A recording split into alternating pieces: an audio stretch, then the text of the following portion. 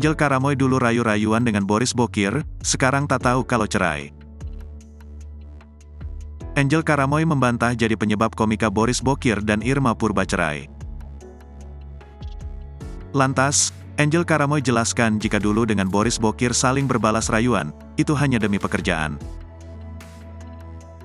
Hal itulah yang kini membuat nama Angel Karamoy terseret dalam kabar cerai Boris Bokir dan Irma Purba. Angel Karamoy dituding menjadi penyebab Boris Bokir bercerai dari istrinya. Tersiar kabar jika Angel Karamoy tengah dekat dengan Boris Bokir.